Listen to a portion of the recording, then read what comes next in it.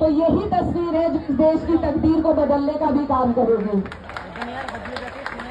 आज जंतर मंतर में हमारे देश का युवा समझ चुका है कि कौन लोग हैं जो आपको और हमें लगातार प्रताड़ित कर रहे हैं।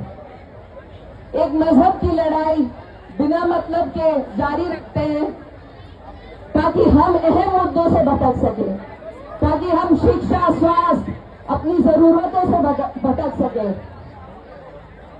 इसमें कहीं ना कहीं कमी हमारी भी रही है। मेरे भी बहुत से कॉलेज के साथी एपॉलिटिकल हो जाते थे कभी कभी। आज हमें सबको उस बादल से बाहर निकलना है और ध्यान देना है कि कोई भी लड़ाई जब हमारे हक और अधिकार की हो तो हम सबको एक दूसरे के साथ आना है।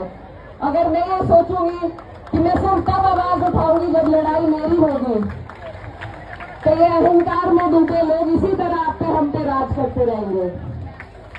ज्यादातर लोगों को अन्याय का एहसास तभी होता है जब अन्याय उनके साथ हो, और यही वजह है कि आज हमारा देश, हमारा लोकतंत्र, आज जो उसकी दुर्दशा हुई है, उसकी कहीं ना कहीं वजह हमारा एपॉलिटिकल होना, हमारा बेहिस होना है। तो आज ये जो अलख जगी है, जो चिंगारी जगी है, मेरी सभी अपने युवा भाई बहनों से ये अपील है कि इसको जारी रखे, क्योंकि ये लड़ाई लंबी होने वाली है, लेकिन हमें हिम्मत नहीं तोड़नी है। आपने देखा होगा, ये सिर्फ एक शिक्षा के एग्जाम की बात नहीं है। अभी हम देख रहे हैं जौहर यूनिवर्सिटी जो रामपुर में है, उस पर भी बुलडोज करने का एक आदेश दिया गया है। वो भी अन्याय है, उसके लिए भी आपको और हमें ऐसे ही लड़ना पड़ेगा, क्योंकि जब तक लड़ाई में हमें बांट के रखेंगे तब तक ये ऐसे ही तकनशीन रहेंगे। और मैं यही कहना चाहती हूं कि अगर हम लोग इकट्ठा ना हुए, एकत्रित ना हुए, तो हमारे बच्चों का भविष्य इसी तरह अंधकार में चलता रहेगा। ये आज अहंकारी है तो सिर्फ इसलिए कि हमने ध्यान नहीं दिया। मीडिया को डेमोक्रेसी की चौथी नींव कहा जाता है, लेकिन मैं मानती हूं कि हमारे देश का युवा और इस देश का नागरिक लोकतंत्र की सबसे बड़ी नींव है। हमें अपनी ताकत को पहचानना होगा, समझना होगा। जब हम अपने घर का निर्माण करते हैं, घर बनाते हैं, कोई इमारत बनाते हैं, तो सिर्फ मिस्त्री के सहारे उसे नहीं छोड़ते, रोजाना उसकी देखरेख, उसकी देखभाल में हम ध्यान देते हैं। और आज हमने अपने देश को ऐसे लोगों के हाथ में छोड़ दिया जो अनपढ़ हैं, जाहिल हैं और जो इस देश के बच्चों की पीड़ा को नहीं समझते हैं। तो ये हमारी भी गलती है, और आज मुझे उम्मीद है कि आप और हम सब मिलकर इस गलती को सुधारने का काम करेंगे। यहां से ये प्रण लीजिए कि आज के बाद हम इस सरकार को अकाउंटेबल होना, इसकी मॉरल रिस्पॉन्सिबिलिटी लेना सिखाकर ही यहां से उठने का काम करेंगे। और ये बहुत मुश्किल काम नहीं है। हमसे पहले यहाँ पर हमारे हरियाणा के, पंजाब के, पश्चिम उत्तर प्रदेश के भी बहुत लोग हैं जो आपको बताएंगे कि किसान आंदोलन में 13 महीने वो आंदोलन चला था और हमारे लोगों ने बैठकर उसे चलाया था, और झुकी थी ये सरकार। आपको और हमें बस हिम्मत रखनी है, हमें अपना जज्बा बरकरार रखना है इन्हें झुकाने के लिए। और मुझे उम्मीद है पूरी कि आप और हम ऐसे अड़े रहे तो ये सरकार जरूर झुकेगी। आपके सामने ये सरकार जरूर झुकेगी।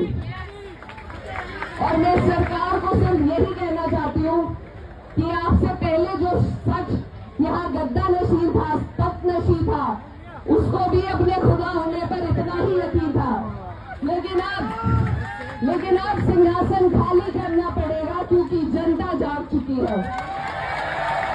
तो इस बात को, सोनम सर की कुर्बानी को आपको और हमें याद रखना है।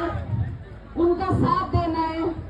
और मैं वादा करती हूँ आपसे, हमारी पार्टी के 37 सांसद हैं और 37 के 37 सांसद आपके साथ 20 जुलाई को मार्च करने का संकल्प काम करेंगे। मुझे पूरी उम्मीद है कि विपक्ष के भी सभी लोग और भी बहुत लोग आएंगे, लेकिन अपनी पार्टी की तरफ से मैं आपको ये यकीन दिलाते जाना चाहती हूँ और आपके इस जज्बे को, आपकी इस स्पिरिट को सलाम करती हूँ कि आप यहाँ भूखे प्यासे इस गर्मी के हाल में बैठे हैं एक ऐसी सरकार से लड़ने के लिए जो अंग्रेजों से भी बदतर है। क्या आज का दिन देखने के लिए हम आजाद हुए थे? क्या आज का दिन देखने के लिए हमारे पुरखों ने अपनी जान की कुर्बानी दी थी? ये लोग जब गांधी जी अनशन पर बैठे थे, इनसे ज्यादा इंसानियत में कहती हूँ अंग्रेजों में थी शायद, लेकिन ये इस तरह के बेरहम लोग हैं।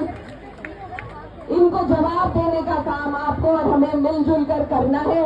और ये लड़ाई यहाँ हमारे JNU, जामिया, अलीगढ़, DU के सभी साथी भी आए हैं जो ये बता सकते हैं कि किस तरीके से जब हमने स्टूडेंट्स ने आवाज उठाई, इन्होंने किसी को आतंकवादी बताया है, किसी को कोई ब्रांडिंग करने का काम किया है।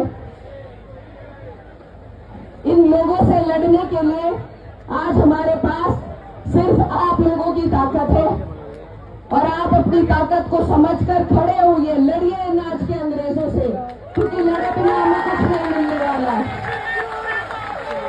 हमारे पुरखों ने